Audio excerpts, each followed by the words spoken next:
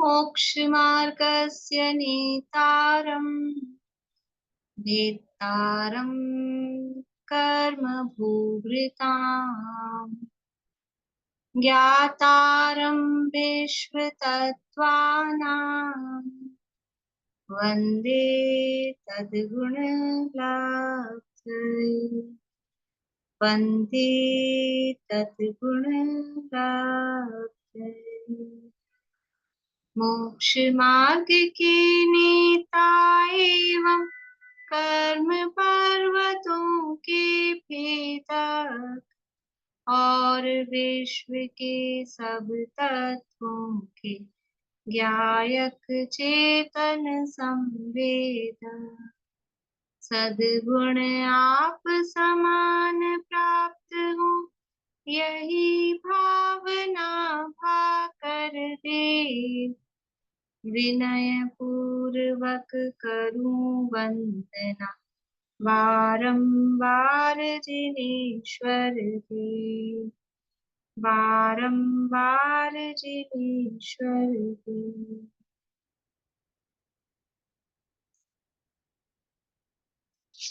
सूत्र नामक के महाशास्त्र है आचार्य महाराज उमा स्वामी द्वारा रचित। इसके अंतर्गत तीसरे अध्याय की चर्चा हमने प्रारंभ की है और उसके पहले हमने लोक का सामान्य स्वरूप देखा है और फिर उसके बाद में पिछली क्लास से हमने पहले सूत्र की चर्चा प्रारंभ की है, अधोलोक की चर्चा प्रारंभ की है। लोक किसे कहते हैं, लोक कितने होते हैं, लोक का आकार प्रकार क्या है, लोक का घनफल कितना है और लोक किन से घिरा हुआ है, ऐसे बात वाले का क्या स्वरूप है, कितने कितनी मोटाई उनकी है, क्या क्या उनका रंग है, ये सारी चर्चा हमने की।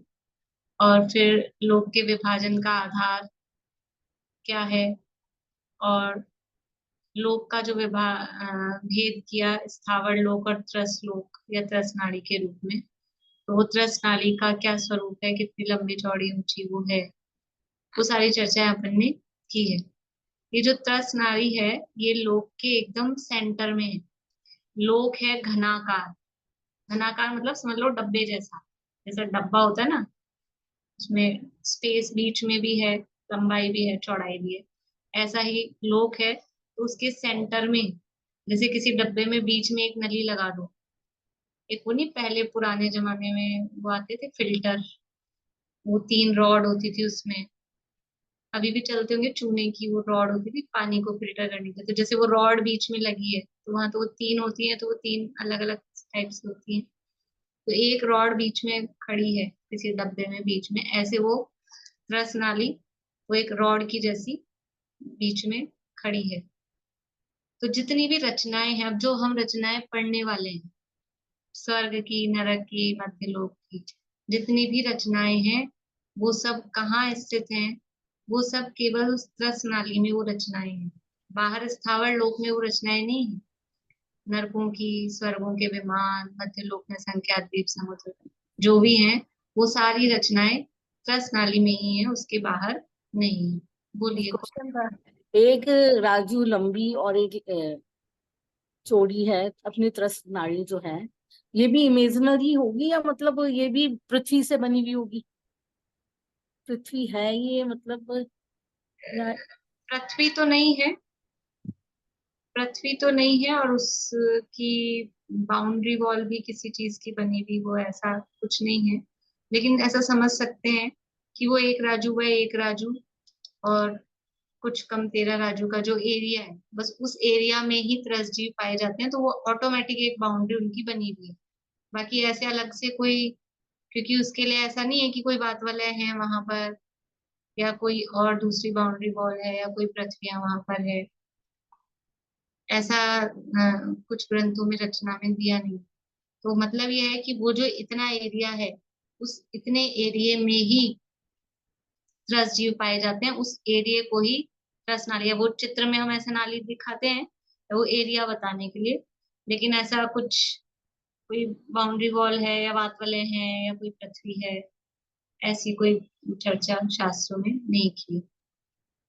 ठीक है, तो हमने देखा था अधोलोक, अधोलोक में जो क्या है, 7 पृथ्वियां हैं।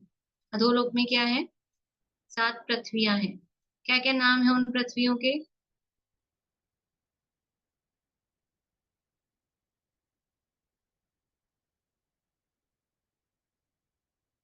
बोलिए सारिका। 7 है। रत्न प्रभा, शर्करा, वालुका, पंख प्रभा, तम प्रभा और महातम प्रभा। एक रह गया बीच में, धूम प्रभा बीच में रह गया। हाँ, ठीक है, बढ़िया, बोलिए अनुज। अनम्यूट नहीं हुआ।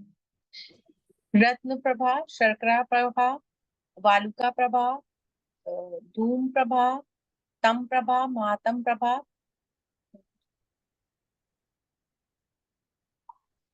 रत्न, शर्करा, वालुका, पंख, धूम, पंख तम, प्रभा, महातम। पंख रह पंख गया। प्रभा। बढ़िया, ये क्रम से ही है, हम आगे पीछे नहीं कर सकते, क्रम से है ना, एक के नीचे अधो अधय सूत्र देखा था, तो हम कोई छूट जाए तो फिर बाद में लास्ट में इसको चिपका दें, नहीं ऐसा नहीं वो कर सकते। भूल गई। हाँ, ठीक है, मतलब ये ध्यान रखना है क्रम से है, कहीं ऐसा नहीं कोई नाम आगे पीछे चल जाए, ऐसा नहीं है। कविता जी बोलेंगे, आप याद किए, बोलिए। रतन, रतन, शंकरा, और उसके बाद में वालुका, पंख, धूम, महातम। धूम के बाद धूम के बाद तम तम प्रभा, महातम और प्रभा। तम प्रभा, महातम प्रभा। बढ़िया। मैं क्या, जो पुराने लोग हैं उनका तो मुझे पता ही है, उनको याद है, तो जो नई ज्वाइनिंग है उनसे पूछ रही हूँ, मतलब ऐसा नहीं समझे, जिनका मुझे पता ही है इनको याद भी है, तो फिर इसलिए, बाकी सबको मतलब याद है ही लगभग। ये 7 पृथ्वियां हैं, ये पृथ्वियों के नाम हैं, और ये एक के नीचे एक है। और अधोलोक में 7 पृथ्वियां, पूरे विश्व में मतलब पूरे लोक में कितनी पृथ्वियां हैं? पूरे लोक में मुख्य रूप से 8 पृथ्वियां हैं, और 7 पृथ्वियां अधोलोक में ही है, उसमें से 8 में से। आप देखो, अधोलोक ने सारा ले लिया, सारी पृथ्वियां उसी ने ले ली, ऊपर पृथ्वी नहीं छोड़ी किसी के लिए। 7 पृथ्वियां अधोलोक में, एक के नीचे एक है, और 8वीं पृथ्वी कहाँ है? 8वीं पृथ्वी अष्टम वसुधा, पूजा करते हैं, अष्टम वसुधा, अष्टम तिथि के राजकरण को जजो अंग वसुनाए, दाता मोक्ष के, अष्टम वसुधा पाने को 8वीं पृथ्वी है, उसका नाम है ईशत प्रागभार पृथ्वी। ये 7 पृथ्वियों के नाम तो ये हैं, रत्न, शर्करा, बालुका, पंख, धूम, तमो, महातमा, ये तो 7 हैं। और 8वीं पृथ्वी का नाम है ईशत प्रागभार पृथ्वी।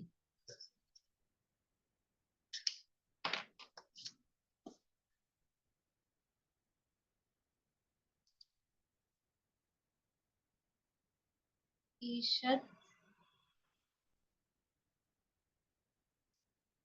प्रागभार पृथ्वी, कहीं कहीं आधे क्या की जगह ग भी मिलेगा आपको, ऐसा भी लिखा हुआ मिलेगा, ई बड़ा ही आएगा, ईशत प्रागभार, एक ही बात है, चाहे आधा क लिखो चाहे ग लिखो, और वो दोनों नाम मिलते हैं। ये 8वीं पृथ्वी का नाम है। ये कहाँ पर है? ये लोक के अंत में, लोक के अंत में इस पृथ्वी के ऊपर सिद्ध शिला है, और उसके ऊपर फिर सिद्ध भगवान उससे ऊपर 12 योजन ऊपर जाके वहां विराजमान होते हैं। 12 योजन नहीं, वो अलग है। तो ये 8वीं पृथ्वी, तो कुल लोक में पूरी 8 पृथ्वियां हैं, जिसमें से 7 पृथ्वियां हैं वो अधोलोक में है। 8 में से 7 पृथ्वियां अधोलोक में है, 8वीं पृथ्वी ऊर्ध्वलोक में, लोक के अंत में है, इसके बीच में और कहीं भी फिर पृथ्वियां नहीं। ये मुख्य मेन पृथ्वियों की बात है, बाकी अभी और भी हम पृथ्वियां देखेंगे, सब पृथ्वी उनको कह सकते हैं, अभी और पृथ्वियों की चर्चा भी करेंगे। बोलिए कविता जी। ये जो ऊपर स्वर्ग के ऊपर ग्रेविक वगैरह जो आते हैं उनके ऊपर की साइड आएगी ये? हाँ, ये सबसे ऊपर है, बस इसके जिसे सिद्धशिला बोलते हैं ना, इस पृथ्वी पर ही में ही उसके बीच में ही सिद्धशिला है। और इसके फिर ऊपर जाके सिद्धालय है, वहां सिद्ध भगवान विराजमान होते हैं। ये लोक के अंत में है, इसलिए बोली लोक के अंत में 8वीं पृथ्वी है। ठीक,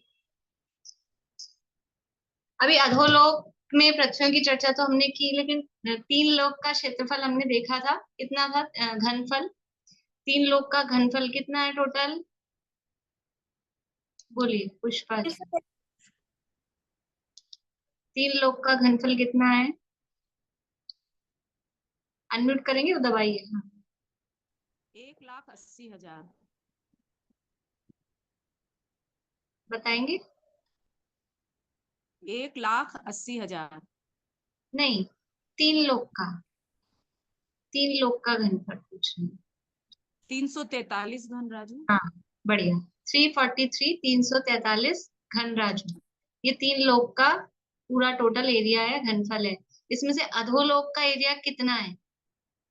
अधोलोक ने कितना पार्ट ले रखा है वो अपने को देखना है। ठीक है, तो कैसे निकालेंगे? कैसे निकालेंगे? थोड़ी सी एक्सरसाइज कर लें अपन। देखो अधोलोक कैसा है, अब अधोलोक देखेंगे, किस अधोलोक का आकार किसके समान है?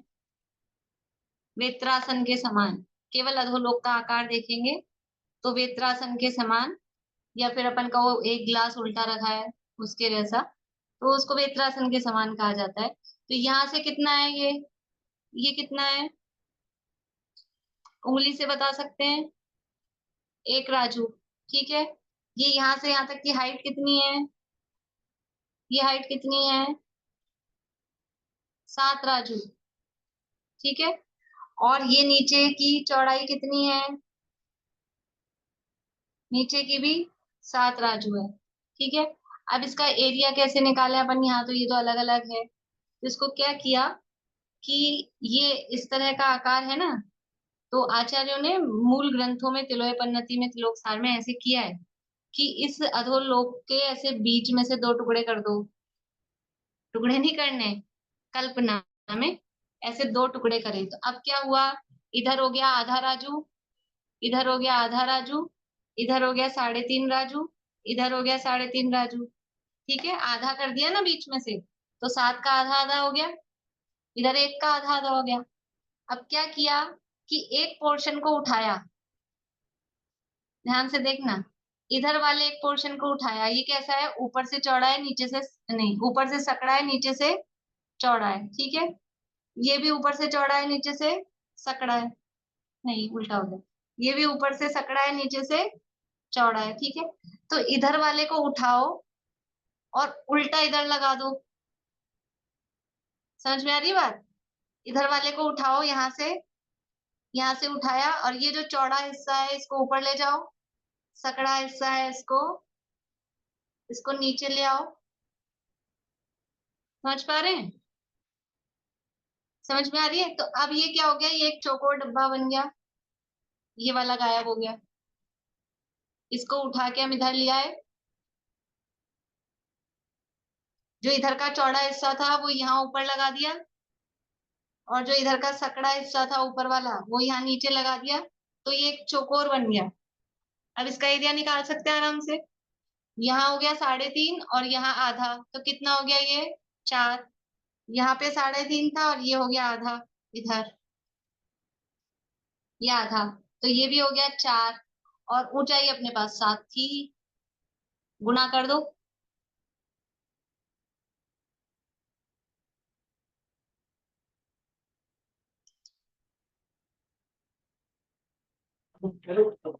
पेटीकोट की कटिंग करते हैं ना, बिल्कुल वो वैसा। जो लोग सिले होंगे घर में, सिले ही होंगे पहले तो सबने, ऐसा ही बिल्कुल बढ़िया। भाभी 112 112 112 कैसे आया? सबको मल्टीप्लाई करा ना, नहीं, 4 सबको नहीं करना है, मोटाई तो अंदर 7 राजू है ना, ये तो एक ही बार लेंगे। अच्छा ये ये एक ही मोटाई बार। तो अंदर 7 राजू है। हाँ, वो मतलब समझ लो, मैंने अभी दोबारा से नहीं, मोटाई तो कितनी है? मोटाई 7 7 राजू ही है, ऊंचाई 7 राजू है, और ये चौड़ाई तो एक ही जगह की लेंगे, 774 करेंगे।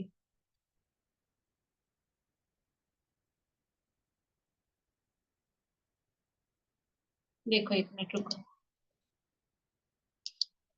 मैं आपको इससे चित्र से बताती हूँ।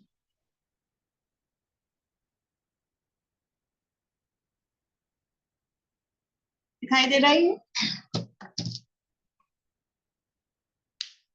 ये लोक ऐसा था, और ये लोक के इस तरह के टुकड़े हमने किए थे, ये, और इस टुकड़े को उठा के इधर ले गए तो ये चौकोर बन गया। तो 4 राजू चौड़ाई हो गई, 7 राजू ऊंचाई हो गई, और 7 राजू गहराई हो गई। तो 7 राजू गुणा 7 राजू गुणा 4 राजू, ठीक है। तो 7 7 2 7 49, 49 राजू, और फिर उसको 4 से गुणा करो 49 को, तो 9 चौक 36, और 4 चौक 16, और 3 19, 196 घन राजू। ये 196 घन राजू, ये अधोलोक का प्रमाण निकल के आ रहा है। बोलिए रेखा जी। नहीं वो एरिया ही बता रही थी मैं, एरिया ठीक, बता रही थी। हाँ बड़ी समझ में आया ना। तो ऊपर नीचे 4 अपने को दिख रहा है, लेकिन 4 2 बार नहीं लेना है, वो चौड़ाई एक ही बार लेंगे ना। एक बार चौड़ाई ली, एक बार ऊंचाई ली, एक बार उसकी मोटाई ली, तो लंबाई गुणा चौड़ाई गुणा मोटाई, ये करके उसका एरिया आ गया 196 घन राजू। तो 343 में से 196 घन राजू, ये किसका एरिया है? अधोलोक का एरिया है। ये अपनी पिछली क्लास में रह गया था वो एरिया निकालना। अपन ने सूत्र का पाठ किया था और 7 पृथ्वियों के नाम देखे थे कि उसमें एक के नीचे एक के 7 पृथ्वियां हैं, और उसमें से पहली पृथ्वी की चर्चा अपन ने थोड़ी प्रारंभ की थी। पहली पृथ्वी का नाम क्या है? रत्न प्रभा। देखो जो पृथ्वियां हैं, चित्र में देखते हैं, ये पृथ्वी तो है पूरी। पृथ्वी किसे कहते हैं? जो लोक के एक सिरे से दूसरे सिरे तक टच हो, वो कहलाती है पृथ्वी। तो ये पृथ्वी पूरे लोक में है, पूरी अंदर मोटाई में भी और ऐसे भी, ये पृथ्वी पूरी है। और नरक कहाँ होंगे? नरक होंगे ये त्रसनाली में, ठीक है ना। पृथ्वी तो पूरे स्थावर लोक में सब जगह फैली है, पर जितनी बड़ी पूरी पृथ्वी है उतना पूरा पूरे में नरक नहीं है। नरक होंगे, नरक की जो रचना है, जो बिलों की रचनाएं हैं और भी जो रचनाएं हैं, वो होगी केवल ये बीच वाली त्रसनाली में, ठीक है। तो पहली पृथ्वी का नाम रत्न प्रभा है। उस रत्न प्रभा पृथ्वी की मोटाई कितनी है? पूरी पृथ्वी की मोटाई 1,80,000 योजन। योजन कौन सा लेना है यहाँ पर? कितने कोस का एक योजन लेना है? बोलिए मंजिला जी। योजन एक एक कोस का 2000 किलोमीटर। एक दो एक एक योजन is equals to 6000 2000 kilometre 6000 kilometre. 2000 कोस का एक। एक योजन लेना है, ठीक है। यानी बड़ा वाला योजन, क्योंकि अकृत्रिम रचनाओं की चर्चा चल रही है। तो 1,80,000 योजन की ये मोटी पृथ्वी, इतनी मोटी है, इतनी थिक है, इतनी मोटी है। अब इस पृथ्वी के 3 भाग हैं। इस पृथ्वी के 3 भाग हैं। पहले भाग का नाम है खर, लिखा है अपने यहाँ बुक में। ग्रंथ के लिए मैंने कहा था एक आध नाम मेरे पास आए थे, और भी जिनको ये ग्रंथ मंगाना हो, जो भी नए ज्वाइन हो, तत्वार्थ मणि प्रदीप जिससे हम पढ़ रहे हैं, तो मुझे एड्रेस भेज दीजिएगा, तो आपके पास आ जाएंगे बाय पोस्ट। पहले भाग का नाम है खर, दूसरे भाग का नाम है पंख, और तीसरे भाग का नाम है अबहुल। खर, पंख और अबहुल। खर भाग है वो 16,000 योजन मोटा है। पंख भाग है वो 84,000 योजन मोटा है। और अबहुल भाग है वो 1,00,000 योजन, सॉरी 80,000 योजन मोटा है। तो जो पहला भाग है, पहला भाग खर भाग,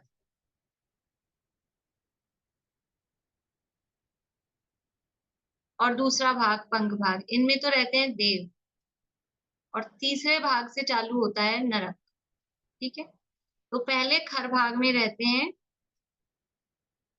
व्यंतर और भवनवासी, देखिए अब थोड़ा वो चर्चा आगे आएगी अपने चौथे अध्याय में। अभी थोड़ा सा ऐसे ही समझ लेते हैं कि देव होते हैं देवगति के, वो 4 प्रकार के होते हैं। देव 4 प्रकार के होते हैं। कौन कौन से 4 प्रकार के देव होते हैं? बोलिए अलका जी। वेंतर, ज्योतिष, वैमानिक, भवनवासी।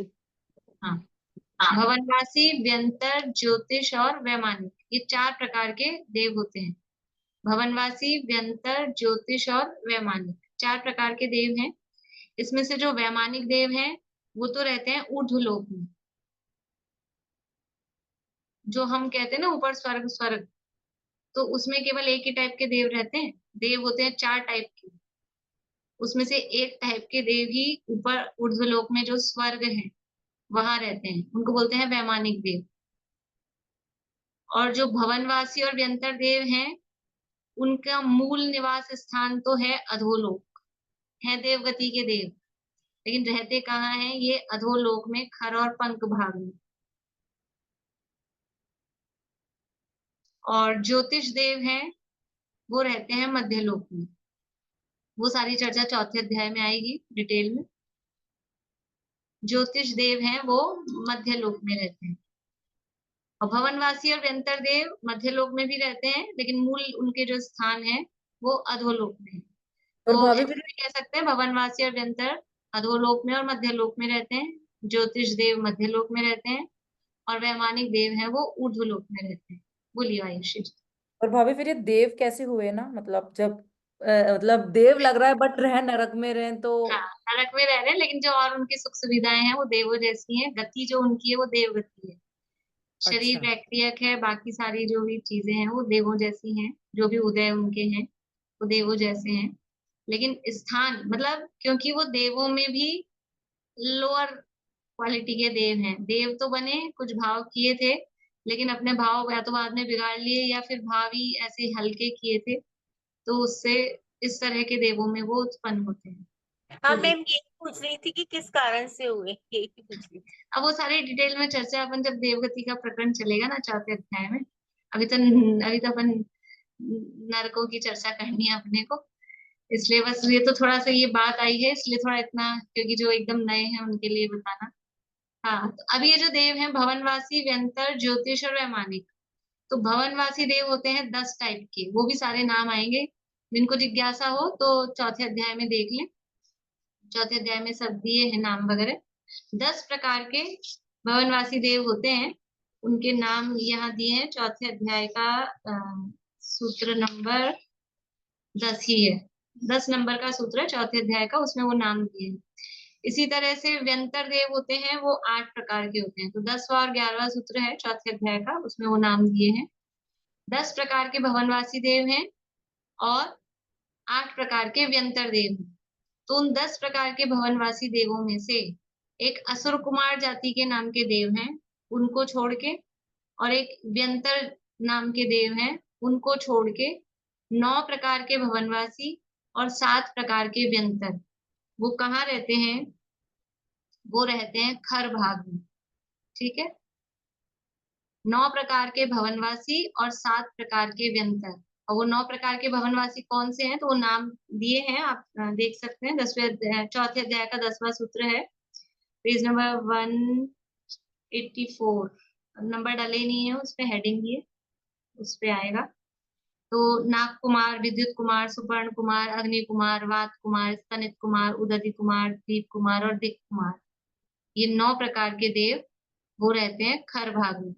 और व्यंतरों में किन्नर, किमपुरुष, महोरक, गंधर्व, यक्ष, भूत और पिशाच, ये 7 प्रकार के व्यंतर ये खर भाग में रहते हैं। इनके मूल निवास स्थान, तो वो नरक में रहते हैं क्या ये देव? नरक में नहीं रहते, बराबर देवों जैसे उनके महल सब बढ़िया, कल्प वृक्ष, अकृत्रिम जिनालय, वो सब वहां पर हैं। लेकिन फिर भी इस अपने मध्यलोक के नीचे यानी अधोलोक में उनका निवास स्थान है। स्वर्ग तक उनकी पहुंच नहीं है, ऐसा कह सकते हैं। गति कौन सी है? गति तो देवगति है, लेकिन स्वर्ग में नहीं है। स्वर्ग वाले देव, स्वर्ग किसे कहते हैं? स्वर्ग कहते हैं ऊर्ध्वलोक में जो विमान है उनको स्वर्ग कहते हैं। और ये देव गति में देव, ये 4 प्रकार के, तो उनकी भी चर्चा अपन करेंगे जब प्रकरण आएगा कि कैसे कैसे उनके निवास स्थान है, क्या है, वो सब थोड़ा चौथे अध्याय में लेंगे। अभी तो इतना कि खर भाग में कौन रहते हैं? 9 प्रकार के भवनवासी, 7 प्रकार के व्यंतर। पंख भाग में कौन रहते हैं? वो उससे भी नीचे है, मतलब खर भाग तो ऊपर है, पंख भाग उससे भी नीचे है। तो आप समझो कि वो और देवों में भी वो और थोड़े खराब बोले, लोअर बोले, ऐसे हैं कि उनको और नीचे की जगह मिली रहने की। और फिर वो इतने उद्यमी बदमाश हैं कि उनको सबके साथ में भी नहीं रखा, अलग ही रहो तुम।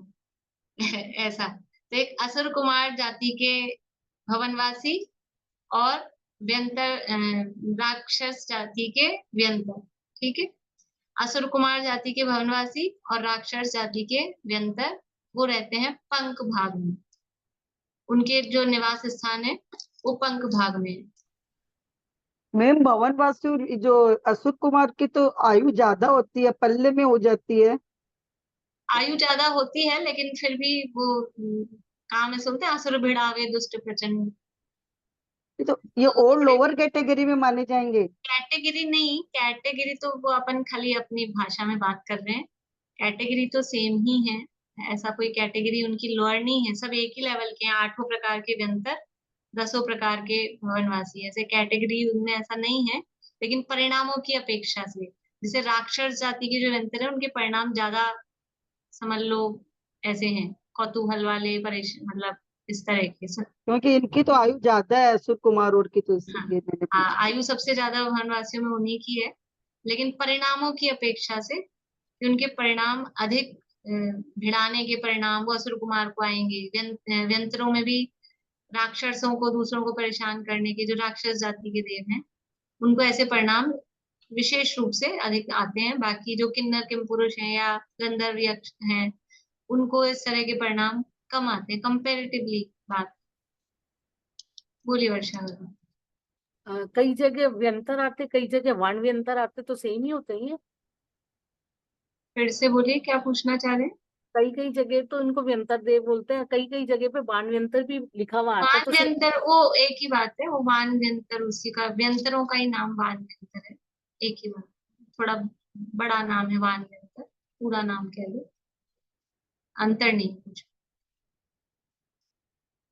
तो पहली जो पृथ्वी है रत्न प्रभा, उसके 3 भाग। पहला भाग 16,000 योजन मोटा खर भाग, उसमें 9 प्रकार के भवनवासी, 7 प्रकार के व्यंजन। दूसरा जो पंख भाग है 84,000 योजन मोटा है, उसमें असुर कुमार जाति के वनवासी और राक्षस जाति के व्यंतर, ये उसमें रहते हैं। अब जो तीसरा भाग है बहुल भाग 80,000 योजन मोटा है, उसमें पहला नरक या नारकियों के, पहले नरक के जो नारकी हैं उनके नारकियों के बिल वहां पर हैं। ये जो पहली पृथ्वी है यानी खर भाग है 16,000 योजन मोटा, ये 16,000 योजन मोटे खर भाग में भी 1,000 की योजन की मोटाई वाले 16 और पृथ्वियां हैं। तो अभी मैंने थोड़ी देर पहले कहा था कि मेन जो मुख्य प्रमुख पृथ्वियां हैं वो तो ये 8 पृथ्वियां हैं, लेकिन इसके अलावा भी अब हम उनको उप पृथ्वी कह दें कि पृथ्वी ही नाम उनका रहता है, पर मेन पृथ्वियों में उनका नाम नहीं है। तो जो 16,000 योजन की मोटाई वाला कौन सा भाग है? खर भाग, उसमें 1,000 योजन की मोटाई के 16 पृथ्वियां और हैं। उनके सब नाम दिए हैं, तिलोपनति, तिलोकसार। हरिवंश पुराण में पूरा बहुत बड़ा, अपने को लगता है पुराण है, लेकिन कोई भी पुराण अकेला प्रथमान योग की चर्चा उसमें नहीं होती है।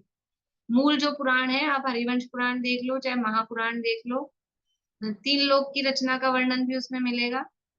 और बाकी चरणानुयोग की भी चर्चा है, जहां भी भगवान के उपदेश की बात आएगी तो द्रव्यानुयोग, चरणानुयोग, सारा प्रकरण यानी चारों अनुयोगों का समावेश उसमें होता ही है। लेकिन अब हम बस वो पुराण नाम देख के उसको प्रथमानुयोग में डाल देते हैं। तो हरिवंश पुराण में पूरा पूरा एक चैप्टर है, उसमें 3 लोक की रचना का काफी अच्छा डिटेल में वर्णन है। तो हरिवंश पुराण में, तिलोकसार में, तिलोपन्नति में, तीनों में इनके नाम दिए हैं। पर तीनों में ही थोड़ा थोड़ा कुछ नामों में डिफरेंस मिलता है, तो उससे कोई खास बात नहीं है। अपन मैं नाम खाली आपको बोल के सुना रही हूँ, लिखने लिखने की भी जरूरत नहीं है, पर बस एक बार आपको ज्ञान में आ जाए कि क्या क्या नाम है। बोलिए आशा। ऐसे ऐसे करूँ कि इसका एरिया ज्यादा है, इसलिए देव को कुछ यहाँ शिफ्ट कर दिया। ऊपर अगर दिए ऊपर के एरिया में मनुष्य के देव अच्छा, वीडियो बंद करके बोलिए, आपका नेटवर्क स्लो रहता है, समझ नहीं आती आवाज। पता नहीं क्या वीडियो बंद करके फिर बोलिए। हाँ, मैं बोल रही हूँ नीचे का एरिया ज्यादा है, इसलिए कुछ देवों को यहाँ शिफ्ट कर दिया। ऊपर तो देव स्वर्ग मोक्ष सब एक उसमें घुस गए, 6 7 में। नहीं आ रही आवाज? मतलब आप ये कह रहे हैं नीचे का एरिया ज्यादा है और उसमें नरक है, और ऊपर का एरिया नहीं, कम है। उसमें इसलिए देवों को उसमें शिफ्ट कर दिया। समझ नहीं आ पा रही, किसी और को समझ आ रही है क्या? पूछ कहना चाह रहे हैं? नहीं आ रही क्या क्लियर, पता। थोड़ा आवाज नहीं क्लियर। मतलब आप नीचे की बात तो समझ में आ गई, नीचे का एरिया कम है और ऊपर। नहीं आ रही ना, आवाज ही नहीं आ रही ना। अब बोलिए, अब बोलिए। मैं कह रही हूँ कि नीचे का एरिया ज्यादा है नरक गति वालों का, इसलिए थोड़ी सी देवों को यहाँ शिफ्ट कर दिया। आवाज नहीं आ रही अब। वही वाली सेंटेंस समझ में आ रहा है बस, चलिए कोई बात नहीं। तो ये जो 16 पृथ्वियां हैं उनके नाम है चित्रा। नाम इसलिए बता रही हूँ, चित्रा नाम आपने सुना होगा शायद, और नहीं सुना तो फिर वो नाम याद रखना है कि हम कहाँ रहते हैं। हम चित्रा पृथ्वी के ऊपरी भाग पर रहते हैं। हम कहाँ रहते हैं, अपनी लोकेशन तो पता रहनी चाहिए ना अपने को। तो चित्रा पृथ्वी के ऊपरी भाग पर हम रहते हैं। तो ये जो 16 पार्ट है उसमें पहली पृथ्वी का नाम है चित्रा। बोलो प्रीति। हाँ, वो शायद आंटी कह रहे थे कि नीचे का एरिया ज्यादा है तो ऊपर वालों को नीचे शिफ्ट कर दिया, ऊपर के जो देव है ना, अच्छा, शायद। ऐसा कह रहे हैं क्या आंटी आप? यही कह रहे हैं क्या आप? वाले देव उनको नीचे शिफ्ट कर दिया क्योंकि नीचे का एरिया ज्यादा है। हाँ हाँ हाँ, हाँ ऐसा कह रहे हैं। ऊपर वाले देवों को नीचे भेज दिया, जहाँ जगह ज्यादा है तो वहां चले जाओ। अब जो भी है, करने धरने वाला कोई है ही नहीं। पहले अपन ने देख लिया, ये रचनाएं भी सब अनादि निधन अकृत्रिम है, और जो इनमें डिवाइडेशन किया है कौन कहाँ रह रहा है, ये भी सब नेचुरल है। जीव जैसे परिणाम करता है, अपने परिणामों के हिसाब से उसको स्थान मिलता है, उसके हिसाब से उसकी जो बाहरी परिस्थितियां भी हैं वो उसी के हिसाब से है। सब अपने हाथ में ही है। अकार्य कारण है, कोई दूसरा करने वाला नहीं है, कोई दूसरे का हम करने वाले नहीं है। सब मैं ही मेरा करता धरता, सब अपने अपने करता, हर द्रव्य अपना करता धरता स्वयं। बोलिए अर्जुन। चित्रा पृथ्वी रतन प्रभा से थोड़ी ऊपर है और नहीं अधोलोक से नहीं, नीचे है। रत्न प्रभा तो टोटल सबका नाम रत्न प्रभा है। रत्न प्रभा तो मेन पृथ्वी है। उस रत्न हाँ प्रभा के 3 हिस्से कर दिए, हाँ फिर उस हाँ 3 हिस्से में हाँ से जो एक हिस्सा है ऊपर वाला खर भाग, उसके हाँ। हमने 16 भाग कर दिए। तो उस अच्छा, 16 उसके भी भाग 16 में, भाग कर दिए। हाँ उसके 16 अच्छा, भाग कर दिए। उसका एक, अच्छा, उसमें से एक नाम हमने दे दिया चित्रा। चित्रा पृथ्वी। ठीक। मेन पृथ्वी है, उस पूरी पृथ्वी का नाम तो रत्न प्रभा है। रत्न प्रभा हाँ से हाँ, अलग नहीं है चित्रा पृथ्वी। ठीक। ठीक। तो पहली पृथ्वी है चित्रा, दूसरी है वज्रा, तीसरी है वैडूर्या, चौथी है लोहिता, फिर मसार कल्पा, फिर गोमेदा, फिर प्रवाला, फिर ज्योतिरसा, अंजना, अंजन मूलिका, अंका, स्फटिका, चंदना, सर्वार्थका, बकुला और शैला।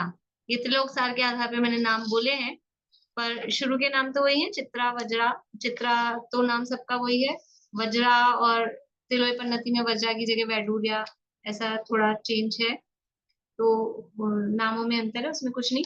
चित्रा पृथ्वी के बारे में थोड़ा सा चर्चा विशेष मतलब, क्योंकि चित्रा पृथ्वी के ऊपरी भाग पर हम रहते हैं, तो उसका नाम चित्रा क्यों है। नाम भी थोड़े इनके सार्थक ही हैं, जैसे रत्न प्रभा आदि नाम सार्थक है, जैसी वहां की प्रभा है वैसे नाम दिए हैं। तो चित्रा पृथ्वी को चित्रा नाम क्यों दिया है, क्योंकि यहाँ पर चित्र विचित्र अनेक प्रकार की जो मणियां आदि या मिट्टी आदि जो है, अनेक प्रकार की उसमें पाई जाती हैं। अनेक प्रकार की मिट्टी, रत्न, चित्र विचित्र वो इसमें पाए जाते हैं। इसलिए इस पृथ्वी का चित्रा नाम वो सार्थक है। कितनी मोटी है ये चित्रा पृथ्वी? कितनी मोटी है? 1000 योजन की मोटाई वाली है। और इस चित्रा पृथ्वी की जितनी डेप्थ है वहां तक मध्यलोक कहलाएगा।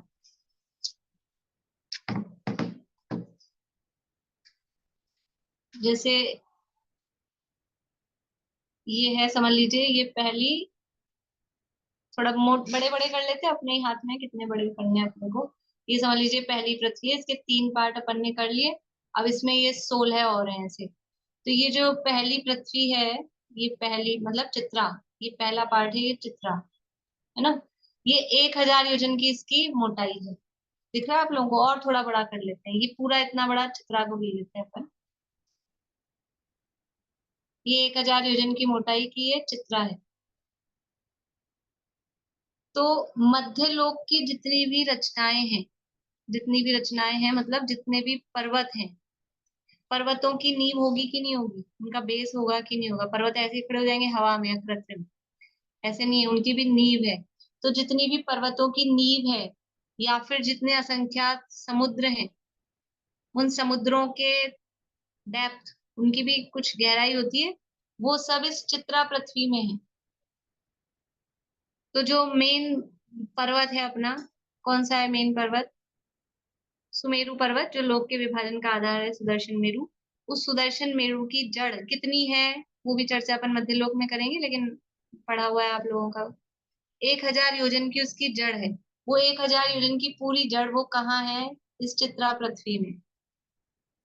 ठीक है, तो ये चित्रा पृथ्वी जितनी है यानी 1000 योजन की गहराई तक, नीचे तक, यहाँ तक पूरा मध्यलोक माना जाता है। चित्रा पृथ्वी तक मध्यलोक है। तो फिर यहाँ वो देव रहते हैं ना, 7 प्रकार के व्यंतर और 9 प्रकार के भवनवासी, वो इसी में मिल जाएंगे अपने को मध्यलोक में यहाँ। तो नहीं, जो उनका निवास स्थान है, जो ये 16,000 योजन की पूरी खर भाग है, 16,000 योजन का जो खर भाग है, उसमें ऊपर का 1000 और नीचे का 1000, सबसे लास्ट का टॉप का 1000 योजन और बॉटम का 1000 योजन छोड़कर बीच का जो 14,000 योजन बचा, उस बीच के 14,000 योजन में वो भवनवासी और व्यंतर देव रहते हैं।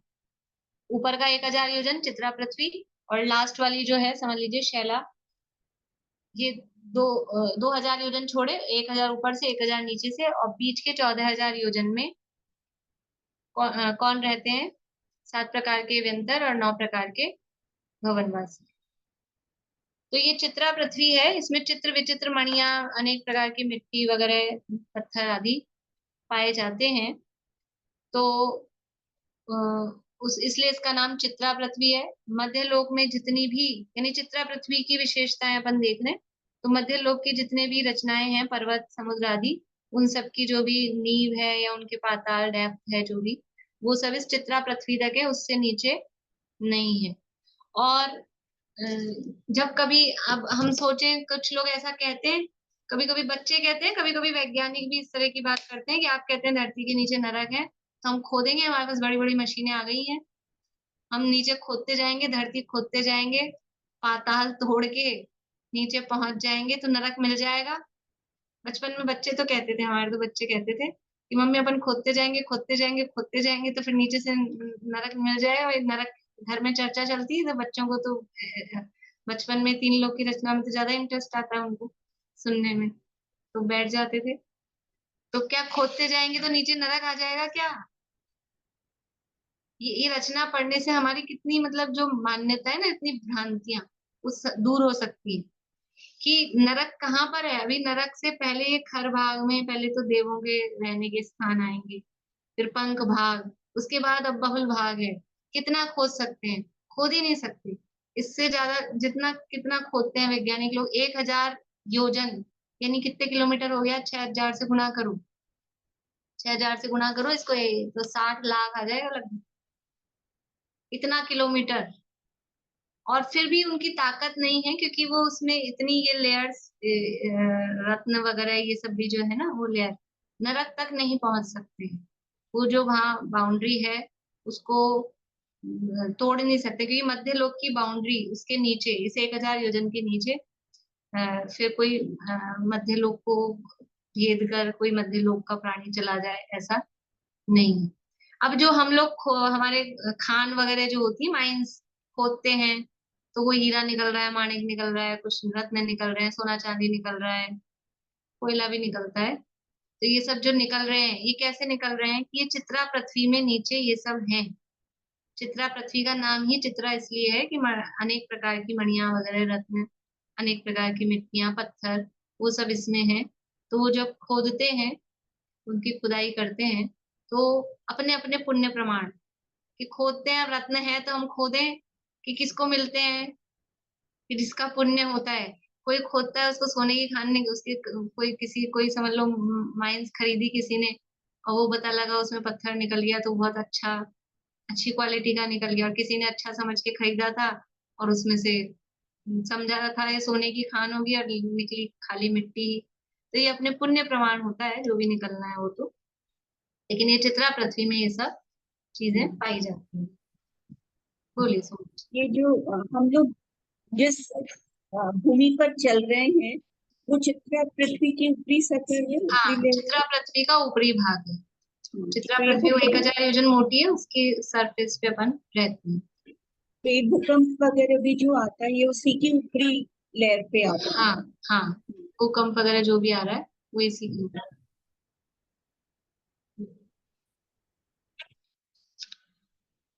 और इस तरह से ये बस चित्रा पृथ्वी के बारे में वर्णन थोड़ा मिलता भी है, और अपने को जानना भी उसी के बारे में। बाकी अब और सब में वो रहते हैं, तो वहां ज्यादा पृथ्वियों की चर्चा अपने को नहीं करनी। बोलिए सर। नीचे वाले 1000 में कौन रहता है? नीचे वाले 1000 में कोई रहता नहीं है, लेकिन उसको छोड़ा है, क्योंकि वहां पर मतलब जैसे ऐसे होता है ना, अपन जैसे अपन कॉपी में भी कुछ काम करते हैं तो ऊपर थोड़ा छोड़ते हैं, साइड में हाशिया छोड़ते हैं, नीचे का भी थोड़ा छोड़ते हैं, ऐसा।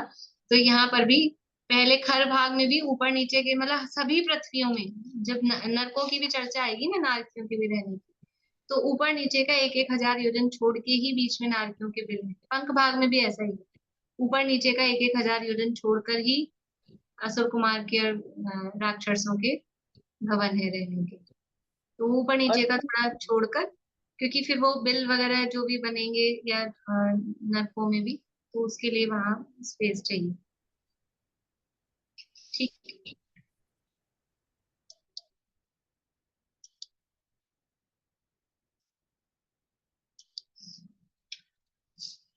देखिए, ये हुई पहली अब जो तीसरे, अब खर भाग की हो गई बात। पंख भाग की जो मोटाई है 84,000 योजन, तो उसमें भी ऊपर नीचे के 1000 योजन छोड़ के बीच के जो 82,000 योजन है, उसमें वो देव रहते हैं।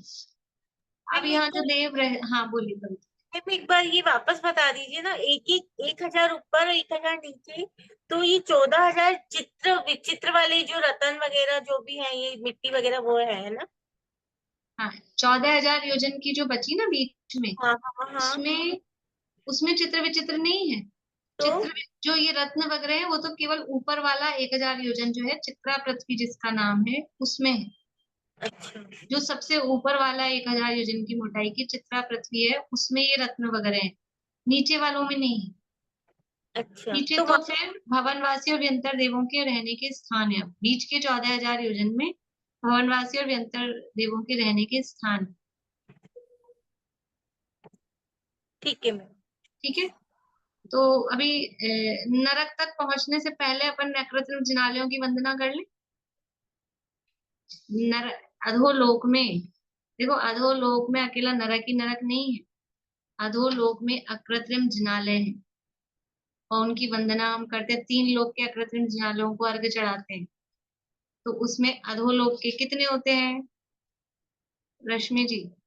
चढ़ाए हैं अर्घ? अधोलोक में कितने अकृत्रिम जिनालय हैं?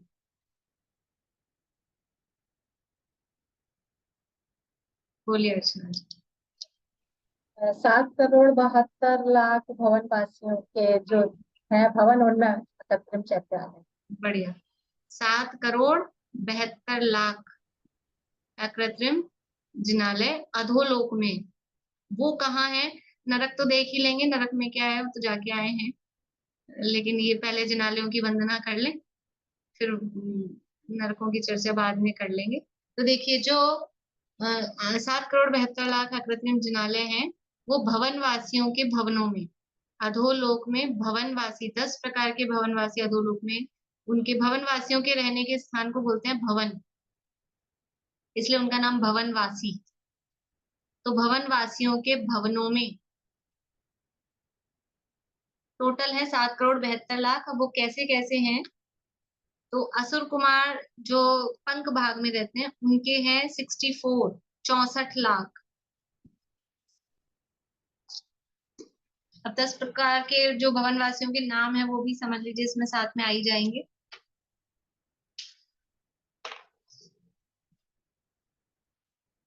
असुर कुमार के हैं 64,00,000। फिर है भवनवासी नो सुर नाग, नाग कुमार, नाग कुमार के हैं 84, 84,00,000। कुमार आगे आप लोग लगाते जाना। विद्युत कुमार के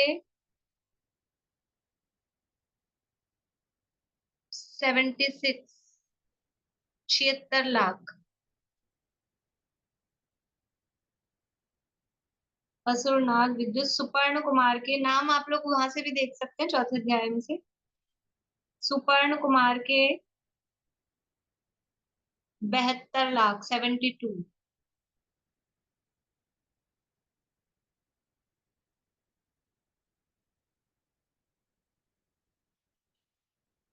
अग्नि कुमार के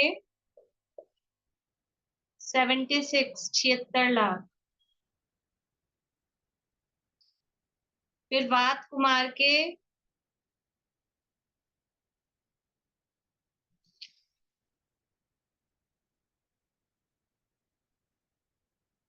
96,00,000, 96,00,000।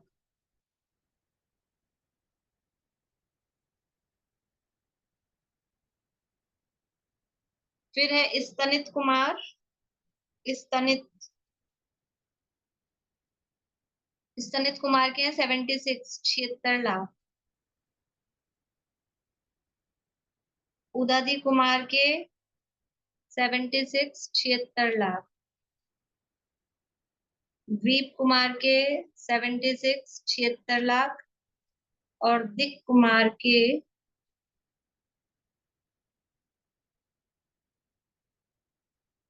76,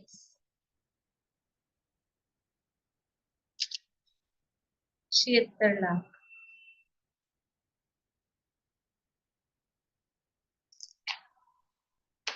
नाम वहां क्रम से दिए हैं चौथे अध्याय में, वहां से देख के। 64,00,000, 84,00,000, 76,00,000, 72,00,000, 76,00,000, 96,00,000, 76, 76, 76, 76, ये सब मिलाएंगे तो 7,72,00,000 ये अधोलोक में भवनवासियों के भवनों में, ये केवल भवनवासियों के भवनों की संख्या है। बोली विनीता में। दीदी मैं ये कहना चाह रही हूँ, हर भाग में 2,000 योजन छोड़ के 14,000 योजन में सारे 9 प्रकार के भवनवासी रह रहे, और किसी के 63,00,000, किसी के 72,00,000, किसी के 76,00,000 भवन है, और असंख्यात योजनों के हैं, तो वो कैसे सवाए होंगे? बड़े भी तो कितने होता है असंख्यात योजन के। असंख्यात योजन का एरिया नीचे भी उतना है। असंख्यात योजन तो मतलब उतना ही एरिया है ना वहाँ। तो भी मतलब लगता है 7,72,00,000 में सिर्फ 14,000 योजन में। ये असंख्यात योजनों के जिनालय हैं सारे, ऐसा नहीं है, वो सबके साइज अलग अलग है अपने।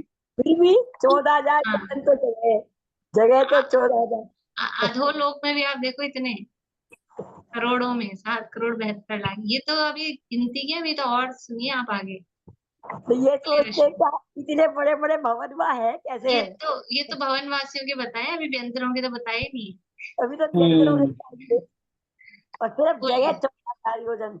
हाँ रश्मि जी, ये इन भवनों की संख्या बताइए ना आपने, ये सब ये भवनों की संख्या है, और हर भवन में एक अकृत्रिम जिनालय होता है। तो हाँ जितने तो ये भवन है उतने उतने अकृत्रिम ही जिनाले। चेक। ठीक है। ठीक है, बोलिए हर रेखा जी। हर भाग के ऊपरी भाग पर ये वातवलय तो होंगे ना, चित्रा पृथ्वी के ऊपर में, तो चित्रा फिर पृथ्वी के ऊपर वातवलय नहीं है।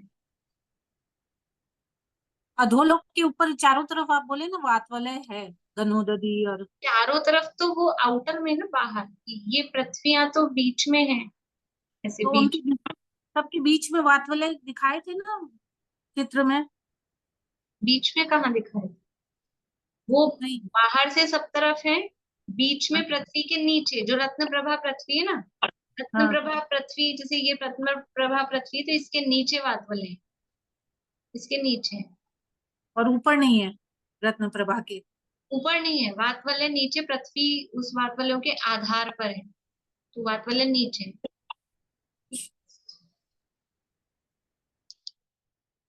ये तो भवन वासियों के भवनों में जो अकृत्रिम जिनालय हैं उनकी संख्या, ये तो संख्या वाले हैं। ये तो जो मूल जिनालय जिनकी जो रचना, जो साइज वगैरह जो बताया गया है, एक एक जिनालय में 108 प्रतिमाएं, पद्मासन, 500 धनुष की, ये वो जिनालयों की संख्या है। इसके अलावा भी इन जिनालयों के बाहर और जो उनके रहने के स्थान है, उनके बाहर चैत्य वृक्ष होते हैं, मानस्तंभ होते हैं। एक एक चैत्य वृक्ष में 5 5 प्रतिमा, उनकी पूरी रचना अपन पढ़ेंगे आगे, जब चौथा अध्याय पढ़ेंगे ना, तब समझ में आएगा। हम तो ऐसा कुछ मतलब वहां पर भी कितने, पूरे 3 लोक में जिनेंद्र भगवान का शासन है। 3 लोक के नाथ जो कहा जाता है, वो यूं ही नहीं कहा जाता है। सब जगह जिन प्रतिमाएं, अनंत प्रतिमा, सिद्ध प्रतिमा, सब जगह है। तो वो तो अनकाउंटेबल है, मतलब उनकी गिनती नहीं बताई, ये तो केवल भवनों की गिनती है, उस आधार पे बताया है। इसके अलावा व्यंतरों के जो स्थान है नीचे, उनमें असंख्यात हैं, इसलिए क्या गिनती बताएं। ये तो गिनती के हैं, इसलिए गिनती बता दी। जो 3 लोक के अकृत्रिम जिनालयों की जो संख्या है, कितनी है? वसुकोटि 56 लाख, ऊपर सहस 97 जानी, छित 4 पे गिन ले 81 भवन जिनवर मानी। ये गिनती के हैं। इसमें व्यंतरों के और ज्योतिष देवों की काउंटिंग ही नहीं की, क्योंकि वो असंख्यात हैं। ज्योतिष देवों के विमानों में असंख्यात अकृत्रिम जिनालय हैं, व्यंतरों के स्थानों में असंख्यात अकृत्रिम जिनालय हैं। उसकी क्या गिनती बताएं? ये गिनती तो खाली बस जो गिनती हो सकती है उन्हीं की बताई गई है। बोलिए मुझे। मैम खर बाग में भी तो व्यंतर देव भी रहते, तो फिर उस एरिया के व्यंतर देवों की गिनती क्यों नहीं बताई, खाली इनकी बताई? बोल रहे हैं ना उसमें असंख्यात है, तो क्या ये शब्द दे दिया असंख्यात है, अब गिनती क्या बताएं? उनके जो निवास, एक ही एरिया में दोनों रह रहे हैं ना, दोनों तरह के देव, व्यंतर और दोनों एक ही भवन। एरिया अपन ने मोटा मोटा कहा है, लेकिन ऐसा जॉइंट फैमिली जैसे नहीं रहते, उसी घर में व्यंतर, उसी घर में भवनवासी, ऐसा नहीं है। भवनवासियों के स्थान सेपरेट हैं बिल्कुल, व्यंतरों के एकदम सेपरेट हैं, सबका अलग अलग देव है। ऐसे एक ही घर में थोड़ी ना सबको भर देंगे।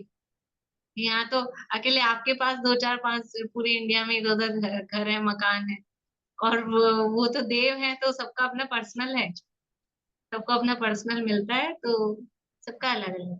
ठीक है ना? यानी जो एरिया, कहने को अपन एक कह रहे हैं खर भाग में, लेकिन उसमें जो भवन वासियों का जहाँ रहने का स्थान है वो अलग है, बिल्कुल अलग है।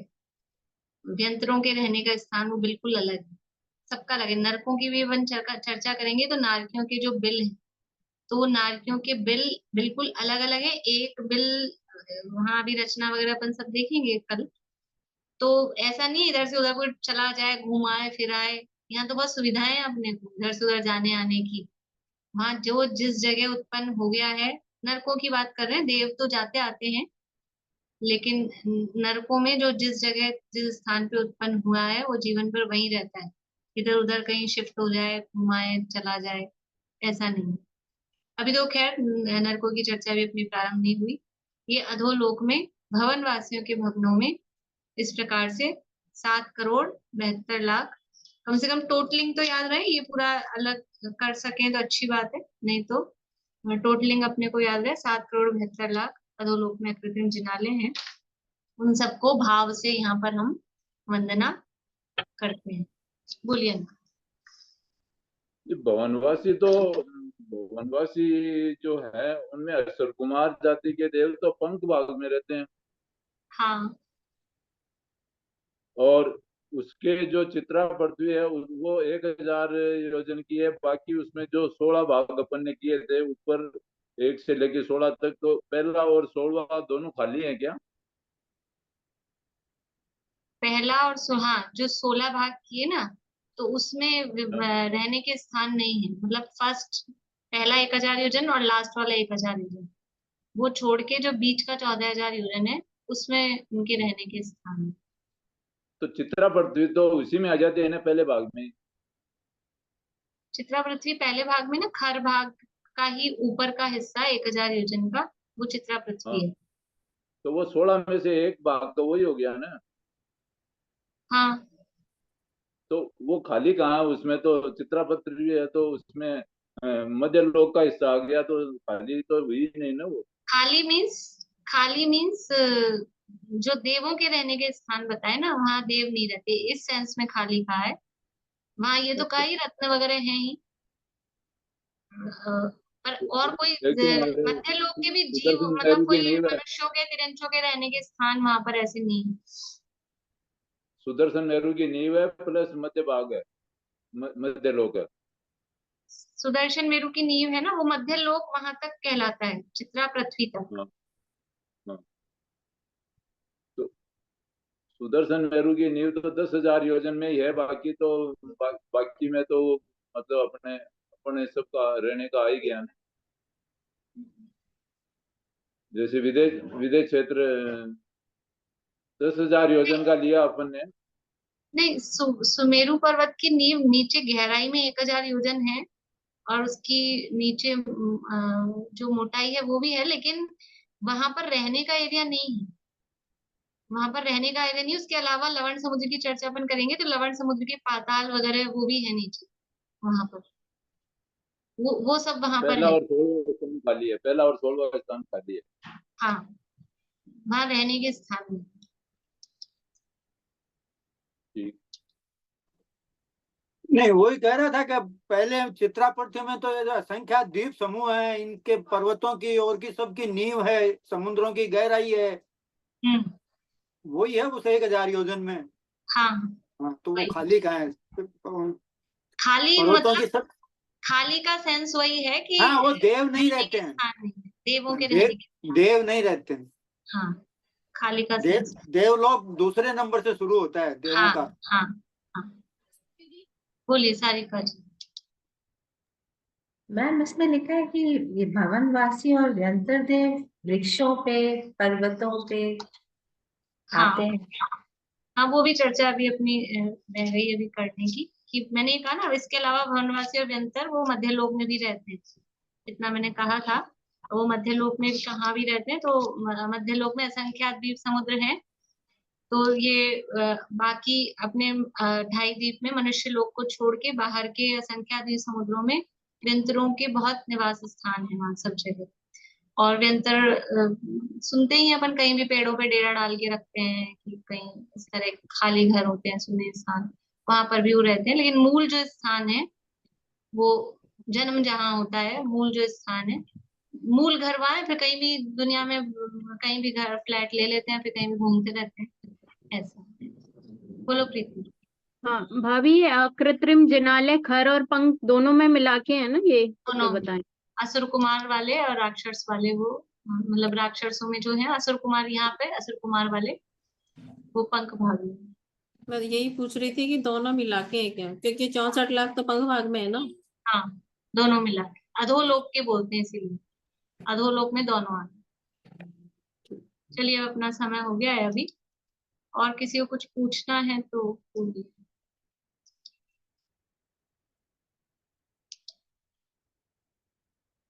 आशा आंटी बोलिए।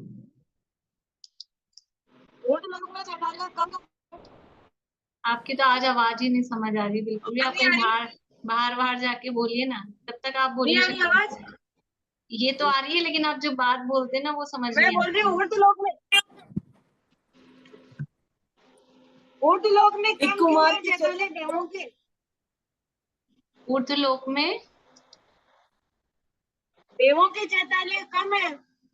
हाँ, ऊर्ध्वलोक में 84,97,023 ही है, अधोलोक में ज्यादा है ये।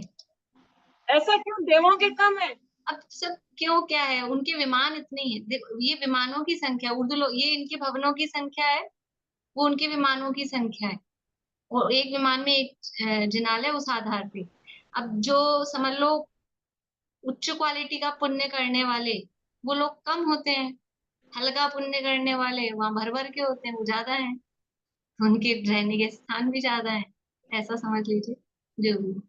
रेखा जी बोलिए, आवाज चालू करिए। दिक कुमार के चैताली बता दीजिए। दिक कुमार के 76,76,000। शकुंतला जी आप बोलिए। और जितने भवन है उतने ही चैताले हैं क्या? हाँ, जितने ना? भवन है, एक भवन में एक चैताले। एक चैताले। जितने भवन है उतने चैताले।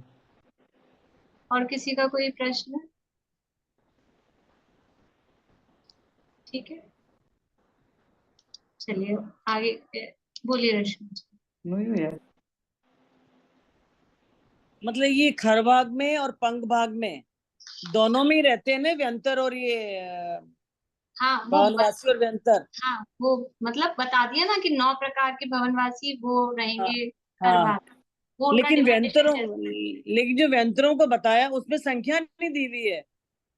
व्यंतरों की नहीं दी ना संख्या, व्यंतरों के असंख्यात ही लिखा हुआ है बस। असंख्यात है। हाँ तो वही कहा ना, व्यंतरों के असंख्यात है, तो असंख्यात अच्छा। तो असंख्यात है, उसको कैसे गिनाए? अच्छा, बस यही पूछ। बोलिए बुआ।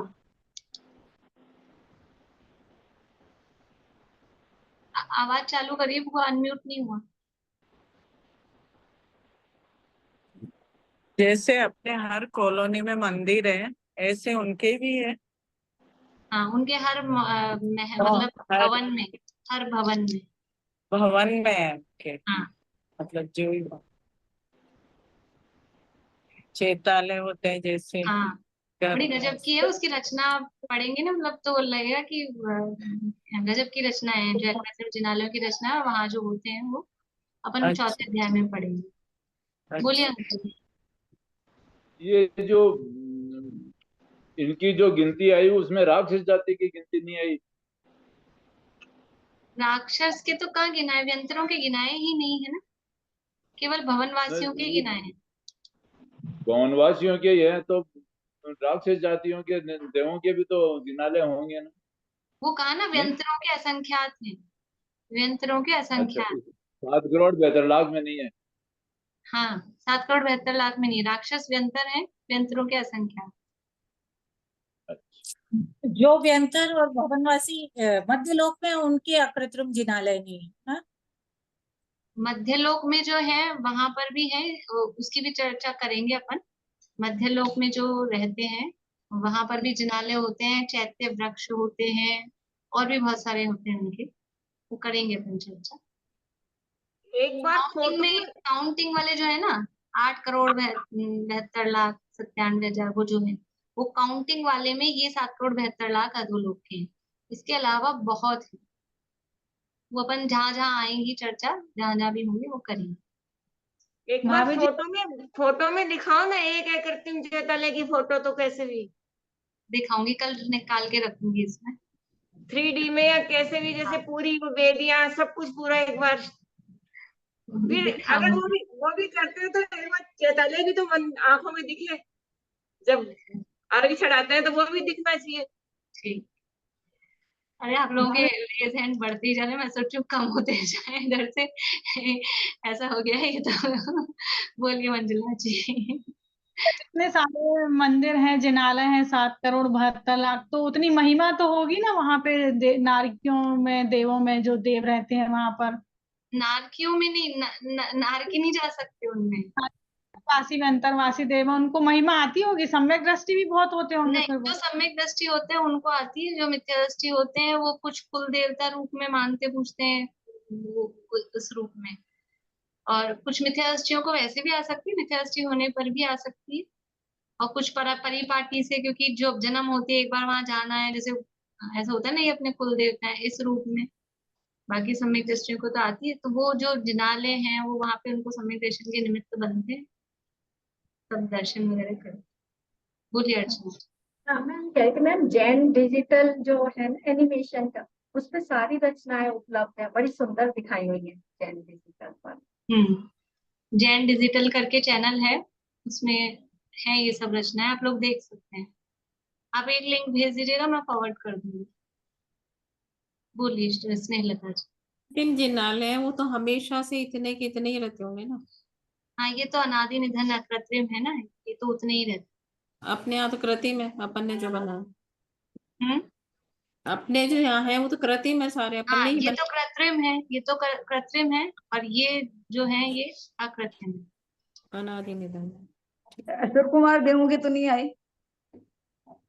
असुर कुमार के बताए ना 64 लाख, 64 लाख, 64 लाख। अब लास्ट है कविता जी, अब कोई रेज हैंड मत करिएगा। सम्यक दर्शन जो लेते हैं वो भी वेंतर और वो बनते हैं भवनवासी।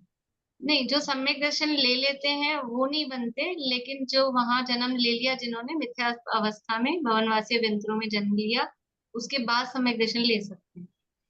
जिन्होंने पहले से सम्यक दर्शन ले लिया यही मनुष्य अवस्था में या तिर्यंच अवस्था में, वो जाके भवनवासी व्यंतर में उत्पन्न नहीं होंगे, वो वैमानिकों में ही उत्पन्न होंगे। लेकिन मिथ्या दृष्टि थे और उत्पन्न हो गए हैं भवनवासी व्यंतरों में, तो वहां जाके सम्यक दर्शन ले सकते हैं, सम्यक दर्शन लेने में कोई दिक्कत नहीं।